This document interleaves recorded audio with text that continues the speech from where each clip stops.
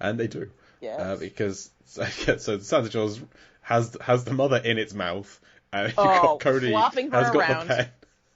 He's got the pen, and he's at his sketchbook, and he's like, "What can I draw?"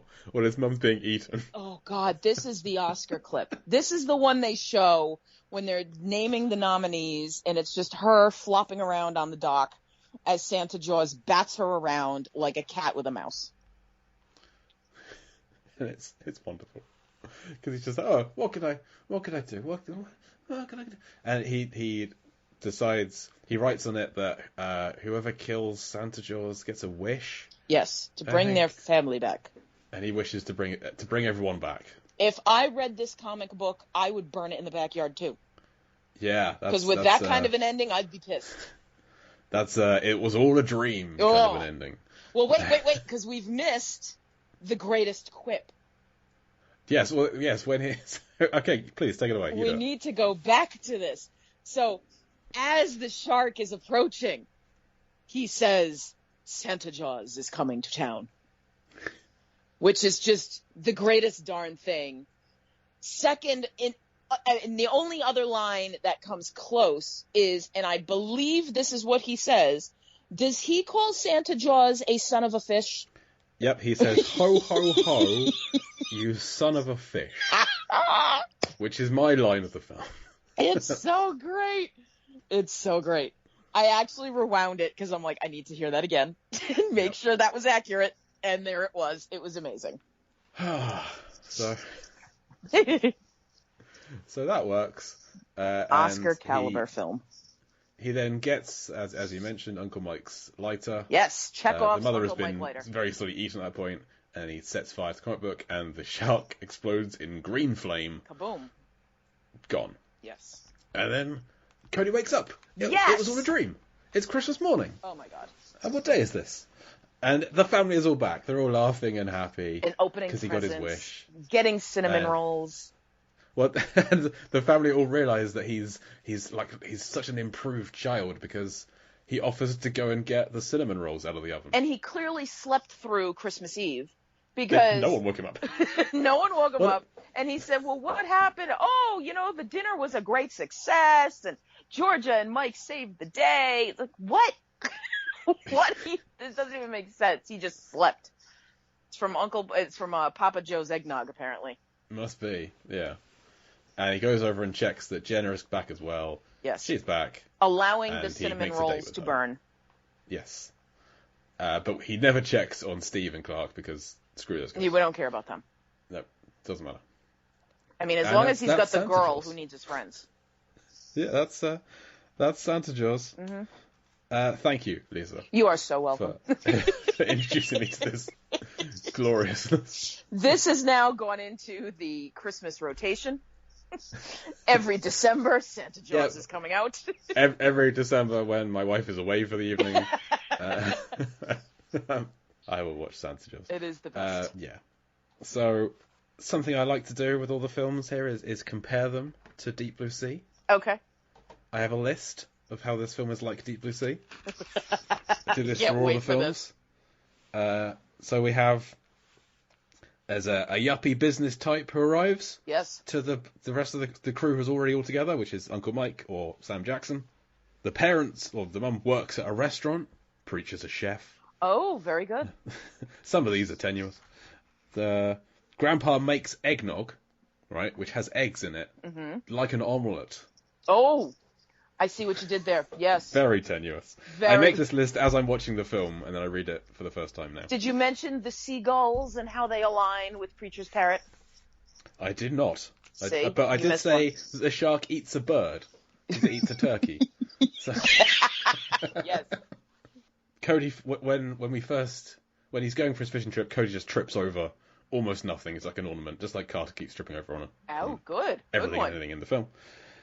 A drink is spilled into water. Ah. See, that is the pinnacle of the shark film. You need to make sure this happens. Yeah, it happens at the start of 47 Meters Down as well. Mm-hmm. There's detached limbs. With the elf loses some legs and Jim loses an arm and Scoggins loses a leg. They shoot a shark with an arrow, kind of crossbow kind of thing. Oh. Which they have the spear gun. Did you see? The shark is stabbed in the eye. Ah, not with a candy cane, though. Not in Deep Blue Sea. Not with a candy cane, no, with a cross-shaped talisman. Oh, well, I guess that's fair enough. They shoot explosives into a shark and blow it up at the end. And they mentioned that it's a super smart shark, because that's how they drew it in the comic book. Oh, that's right. Yes, the shark and that's right, because that's how we know that it's a she, because she had to be the fastest and the best, and she took out all of the other sharks, just like the sharks in Deep Blue Sea. There we go. And the shark is dispatched with a lighter. Preacher throws a lighter into the kitchen, blows it up, taking it with a lighter. Who knew? This must be an homage. Must be. But we did miss the very end of the film when, having woken up, made his date with Jenna, etc., Cody then goes and gets his comic book and sets it on fire again, but keeps the pen. Right. Now, of those two things, which one is the problem? The pen or the comic? I'm telling you, it's Santa Jaws 2, The Return of Uncle Mike. I can see it. I can see there being a sequel to this. He still has the pen. He's going to draw Uncle Mike riding the back of this narwhal shark. He's just going to go across the sky like a rainbow. But he threw the comic away. The comic is fine to exist. Yes! The comic was actually good, except for the stupid end. How's Steve going to feel about this? Steve wrote the comic. This is true. Cody did the drawings, but they worked on it together, and he's just burned it. Oh, that friendship is done. Yeah, you're that right. Friendship is over. Well, he was dumping Steve for Jenna anyway, so. Yeah, it's a fair trade, I would say. And one other thing I like to do is say how deep and how blue is the film, which was actually I was difficult to do for this one, just given on the equipment I had to watch it on, as opposed to my normal computer. So this is an approximation rather than accurate, as my other ones are. So I won't. Well, do you think it's deeper and or bluer than Deep Blue Sea? If I were to say that Deep Blue Sea is approximately 47.5 feet deep on average and 31% blue. I would argue that it is not deeper, seeing as that they're in a little harbor. And I expect that, Deep Blue Sea is going to go a little deeper into the way the sharks actually function. And, blue is just not a Christmas color.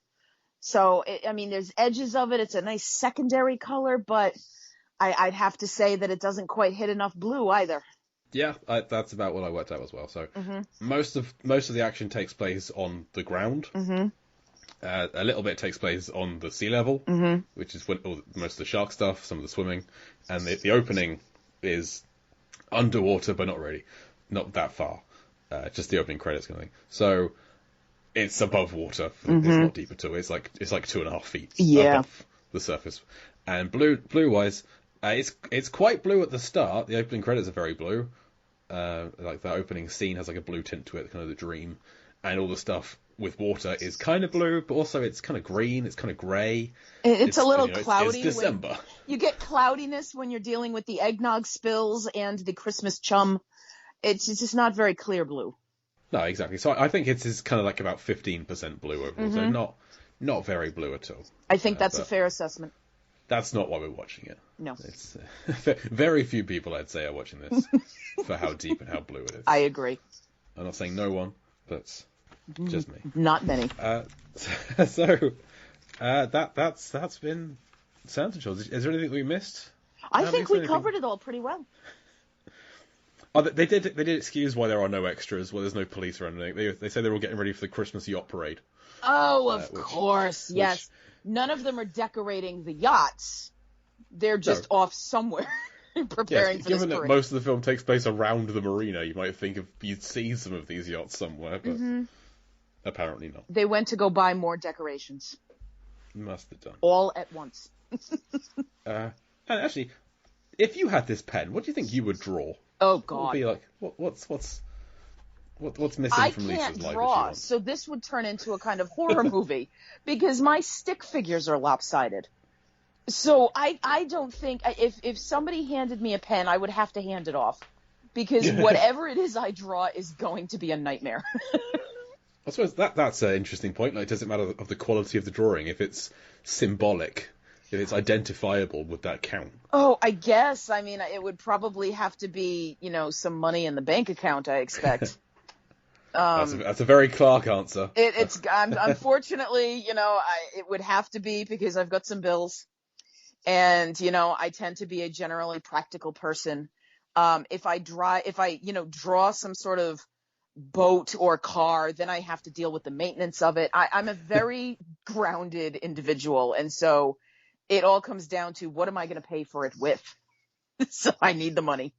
Fair enough. I feel like you could tag notes to things and say this car will never break. Oh, see, if that's requires no fuel. If that's the case, that could get interesting. I basically am going to create some kind of plane ticket that never expires and is constantly reusable to anywhere I want to go. It'll probably be something like that. See, I was thinking I want to draw myself at the premiere for Deep Blue Sea 5. Oh, see. Directed by Alexandra Aja. Oh, very nice. And starring all the surviving cast members of the other Deep Blue Sea films. Yes. I want to will this into being by drawing it. I see. Now, this is why I would need to hand the pen to you, because your idea is far more cultural and far richer, and our world would be better for it. I just want to keep doing this podcast. That's all. So, we had John Pogue on Deep Blue Sea 3. He said that we'll get Deep Blue Sea 4 potentially next Shark Week in 2022. Amazing. Hopefully. It's still not confirmed anyway yet. Okay. Well, he knows that you have a podcast waiting for it. He does. He's been on it twice. So just for that reason alone. He owes us. Yes. Tickets to it. So I'm expecting that one's going to exist, and then that will probably be straight to streaming, but it's going to do so well. Oh, yeah. That we can then bring in Alexandra Aja, director of Piranha 3D, Cruel, yes, fantastic films, to direct the cinematic event of the year, yes, of Deep Blue Sea 5. Absolutely. Bringing back Thomas Jane, bringing back LL Cool J, bringing back Ronnie Cox, bringing back Dr. Misty Calhoun from Deep Blue Sea 2, Trent Slater, Aaron Elroy. I can't remember that. Danielle Savre is Misty Calhoun, she. And then the survivors of Deep Blue Sea 3. Everyone comes back. This needs to happen. That's what I want. I'm drawing the marquee, and all the names are on it. That's amazing. So, go back and listen to the final chapter of our Deep Blue Sea 3 episode for my pitch of that film. Great. Well, Lisa, thank you for joining me for Santa Jaws. Do you have anything that you want to plug? Sure. Find you talking on many other podcasts elsewhere. Oh, if you haven't gotten sick of me yet, you can hear me chatting with my brother Mark on the Siblist. That's SIBLIST, on which we randomly choose our movies. And we have 4 different lists. 2 of them are my brother's and my lists of doom. And these are films that we have been avoiding for one reason or another. Pitch Perfect is one of them. Not necessarily bad movies, just movies we really just don't want to see. Clearly. Because you had Schindler's List on there recently. Schindler's List was on there, and it's very much not a bad movie. But the 2 of us had been avoiding it.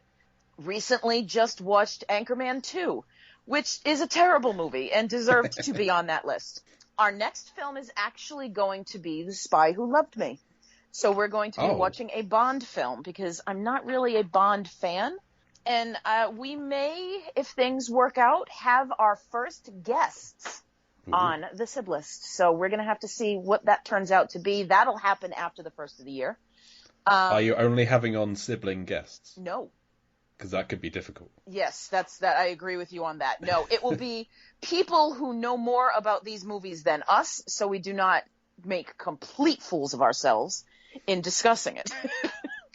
The Spy Who Loved Me could be considered a Deep Blue Sea adjacent film. Oh, see. A lot of that takes place on the water. This is good to know. See, this is not information I have. This is why we need experts to come in and talk about these films when we are very much out of our depths. It is one of the better Bond films, I would say, as well. It's certainly one of the better Roger Moore films. Oh, good to know. Good to know. You can also hear me talking with Jason Soto about every film that Jason Blum and Blumhouse Productions have put out. We recently watched a film called The Babymakers, and good God, is that an awful movie.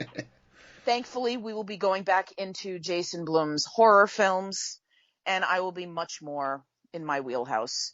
So that's what I've got going on. And you can also catch me on the Lambcast quite a bit, because they keep inviting me and they haven't told me to stop yet.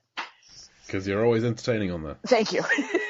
For instance, the show isn't out as we record this, but it also won't be out by the time this gets posted, but it should be out soon. You are on the Lamperty final episode. Super excited to be on that. You did very well in the Lamperty